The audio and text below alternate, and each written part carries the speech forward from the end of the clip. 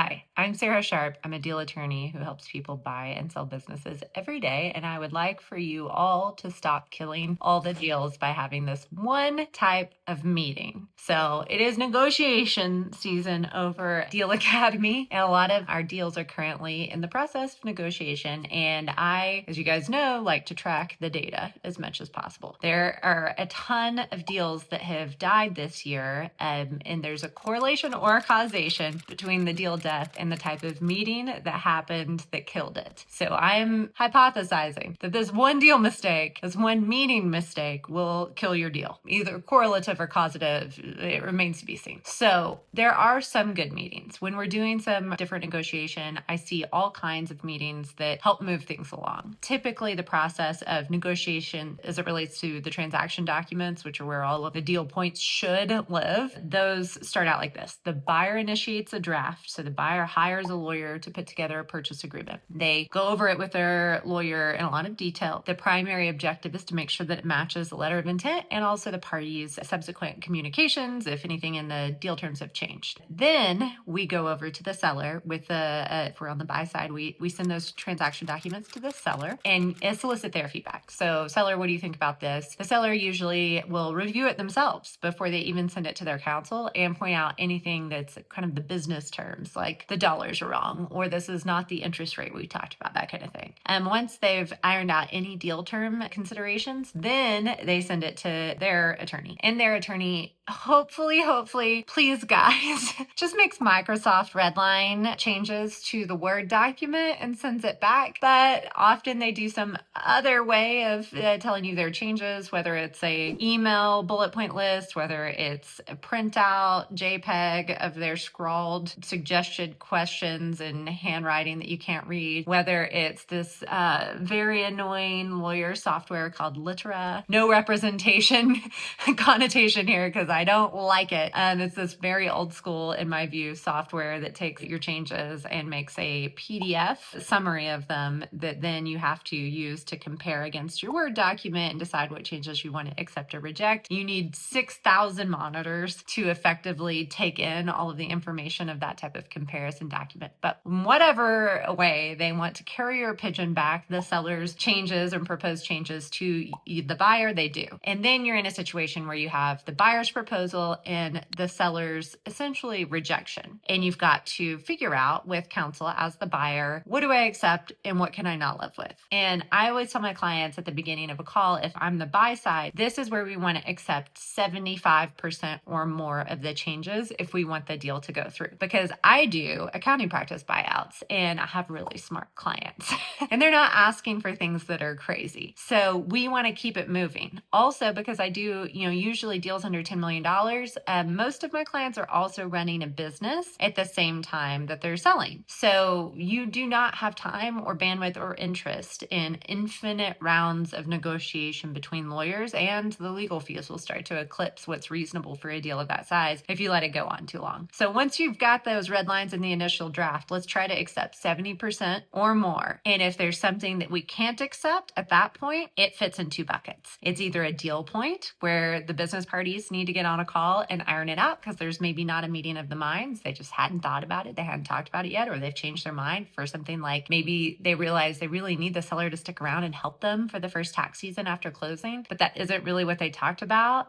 So if they want that, they want to see what the seller needs financially to make that work. That's all on their side of the equation. Sometimes there's sticking points on things that are squarely this dorky lawyer side of the equation, like indemnification, limitation of liability, and insurance, right? Liability type things. If it's in that world, my clients are going to be, it doesn't make any sense to say, why don't you go talk about the indemnification cap with the other party? And most of the time, the people are not really going to be understanding it or caring about it enough to discuss it in the way that they need to. So that's squarely in this lawyer talks to the other lawyer and cuts through and figures out if there's a way forward camp. So those are the two buckets. The number one mistake that people make that kills deals at this stage stage is suggesting an all hands meeting. Do not suggest an all hands meeting. It is so often the death knell of a transaction and of a negotiation. And it comes from such a very understanding place, right? We think, well, I have some things I need to talk about with the business parties. You have some things you need to talk about. Why don't we all hop on a call? But lawyers suck. We are the worst. And the dynamic is not a good one in an all hands meeting for it to actually lead to any kind of conclusion that people feel good about, because you have two different lawyers on the same side. And instead of cutting through the you know what and being able to speak frankly with each other, they now are having to chest beat and performatively negotiate in front of their clients. That alone is too cringy to make for a pleasant meeting. So, they're going to have to really there's all of a sudden this sense of oration, and you're going, are they giving a speech or is this a negotiation call? So that will also take 3 times as long, and it's unpleasant to watch. But also, you don't have the ability to say, hey, listen, I hear what you're saying. I have negotiated that position that way before. Let me see if I can talk some sense into my client and get back with you, right? That is what happens when you're on a attorney to attorney call, is, you really get a sense for whether there's any potential give on any of the points or not. And you get there fast. So you're going to realize they do understand what they're talking about. They're just getting their direction from their client, and therefore I need my business parties to talk. Or you're going to be able to kind of covertly educate the other side in a way that they might be receptive to, right? In my situation, I'm often against attorneys who don't have as much experience with accounting practice buyouts, because who does, right? It's so narrow and niche. And so a lot of times my discussions with attorneys are, listen, this is what I see most commonly. This is what the difference between a CPA firm and an accounting firm is. These are the regulations. This is the weird type of thing that the bank likes us to do in the SBA 7A context, because cash flow lending is unique and it's different than,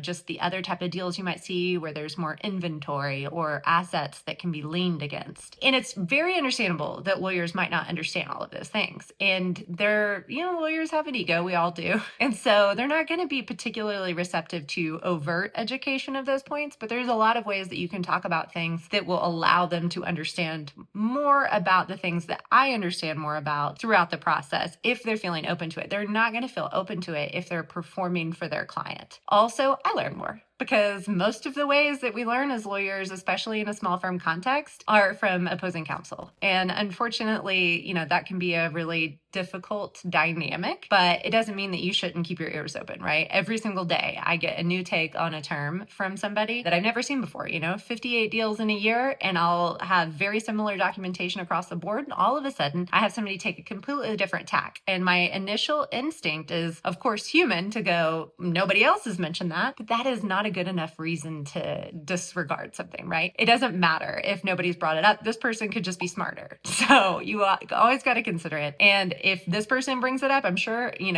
all of my, 13 years of practice, I will have never seen anything like that. And then as soon as I say something as dumb as I've never in my years of practice seen anybody take that position, I promise you I will see 6 more people who take that position. So now I have enough humility to shut up and listen when somebody takes a position. And a lot of other attorneys do too. So leave us alone. Let us do our attorney thing where we don't have to perform while we're also trying to understand. And business parties, go talk and blame us, right? One of the most powerful parts of an attorney is the ability to blame them for positions you're taking, or blame them for miscommunications, or my attorney is just really not going to let me move forward if we have an indemnification cap of $1, right?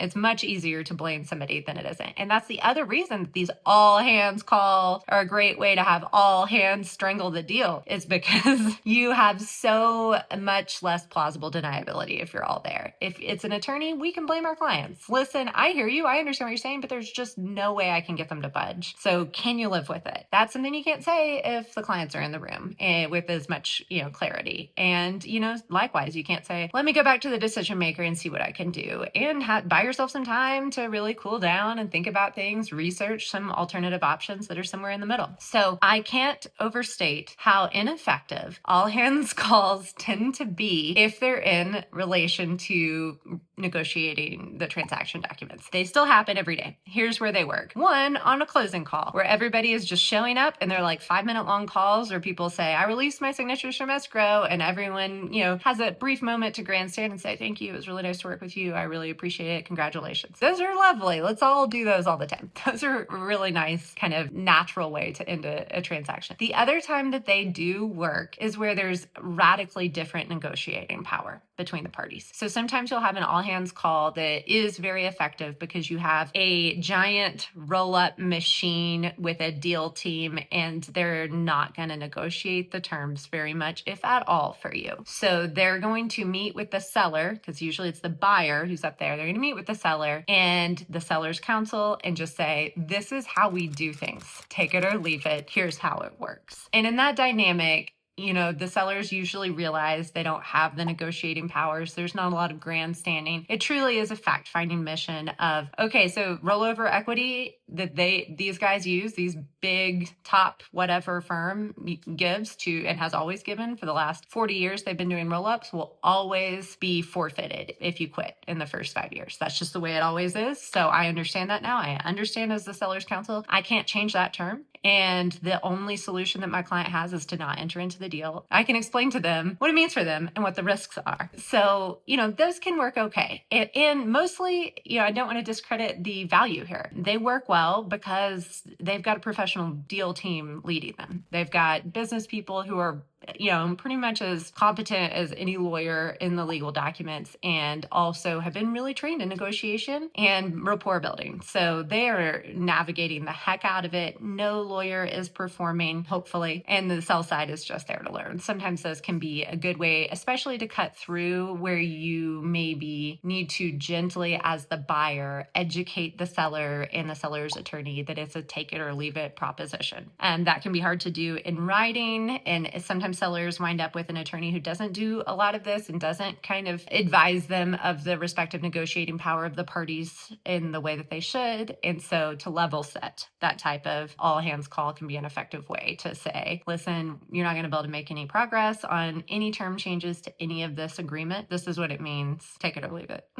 So please avoid an all hands call if you can, unless you want a really socially uncomfortable way to just kill your deal right in the middle of negotiation. I'm Sarah Sharp. If you found this helpful at all, please like and subscribe. Engage with the content. Check out dealacademy.org for some classes so you can learn as much as you can about this exciting process.